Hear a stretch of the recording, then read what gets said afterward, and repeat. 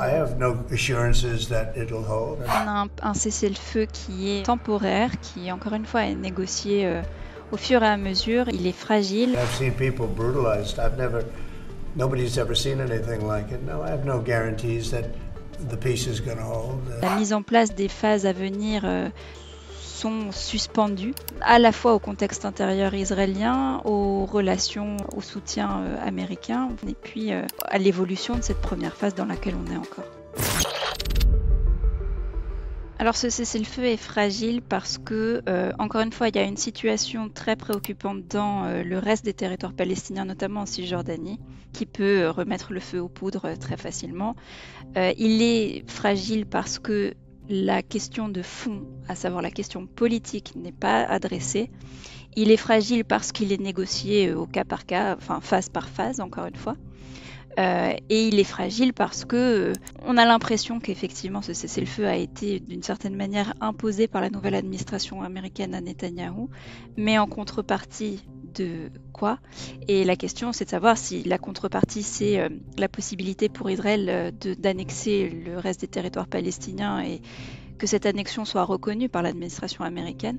Là, encore une fois, ça ne règle pas la solution. En contraire, ça risque d'envenimer la situation. Et véritablement, la bande de Gaza, avec ce cessez-le-feu, en tout cas dans les termes pour l'instant qu'on connaît, au mieux rétablit un statu quo temporaire dans la bande de Gaza, puisque la question du siège, de l'enclavement de ce territoire n'est pas réglée.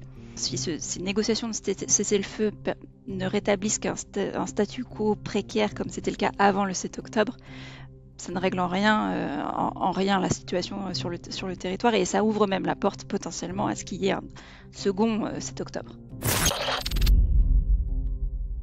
Les phases 2 et 3, elles sont aussi suspendues ou conditionnées à la question de cette administration de Gaza. Vous avez deux perspectives qui s'opposent évidemment. Vous avez les projets, les scénarios israéliens. Il y en a eu plusieurs qui ont été divulgués.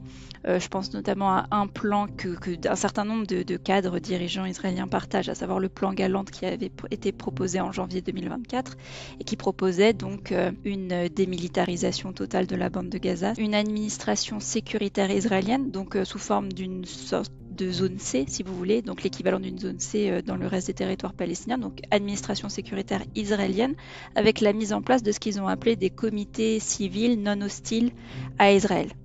Alors là, la grande question, c'est de savoir quels civils seront non hostiles d'une part à Israël et seraient mobilisés. Et il n'est pas question ni de faire appel à l'autorité palestinienne, ni au Hamas pour l'instant. L'administration américaine poussait, elle, à l'inverse, pour que ce soit l'autorité palestinienne, mais une autorité palestinienne réformée ou renouvelée, qui reprenne le contrôle et l'administration civile des affaires courantes dans la bande de Gaza.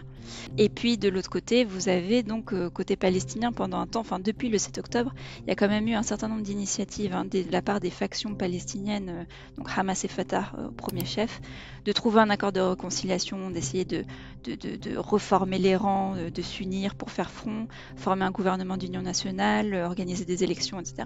En l'état, de toute façon, un gouvernement d'union nationale qui comprendrait des cadres du Hamas n'aurait aucune légitimité, ne serait pas reconnu à l'international, ça c'est évident. Tout comme une OLP qui serait réformée et qui intégrerait le Hamas et le djihad islamique, puisque ça fait partie des termes de ces accords de réconciliation entre factions. Un des objectifs de guerre d'Israël, c'était d'éradiquer le Hamas, et pour le coup, ça a évidemment échoué. L'emprise, en tout cas l'ancrage territorial du Hamas est très forte. Comme je disais tout à l'heure, sa capacité d'embrigadement a aussi augmenté, fortement augmenté. Son arsenal militaire est considérablement affaibli, ça c'est évident.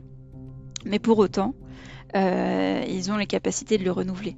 Le contrôle, il est effectif sur le terrain, le contrôle des populations aussi.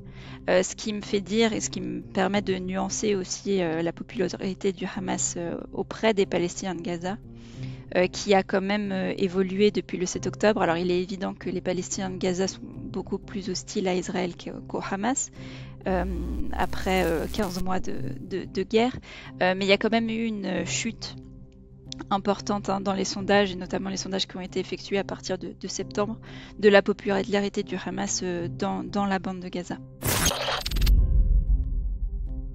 Alors, l'avantage, pour pas dresser un portrait totalement pessimiste de ce cessez-le-feu, c'est quand même que concrètement sur le terrain, les bombardements ont cessé. Donc pour les populations, c'est quand même un véritable soulagement. Le fait de pouvoir se déplacer aussi au sein de la bande de Gaza et d'avoir pu retourner au nord, c'est un vrai soulagement pour des populations qui ont été déplacées de force depuis le 7 octobre, qui pensaient qu'elles ne pourraient jamais retourner au nord, parce qu'il a été question quand même d'une recolonisation du nord de la bande de Gaza à un certain moment. Donc c'est un soulagement de ce point de vue-là. C'est un soulagement aussi parce que l'aide humanitaire, même si ça reste encore insuffisant, étant donné l'état sinistre de la bande de Gaza, l'aide humanitaire parvient. Donc c'est un soulagement de ce point de vue-là. Maintenant,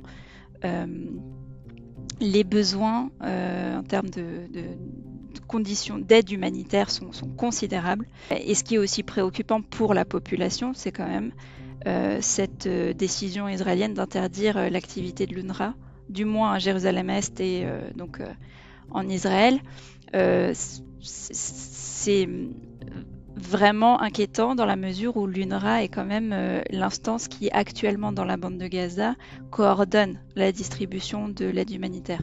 Et donc si ces activités cessent, la question c'est de savoir qui va prendre le relais sur le terrain.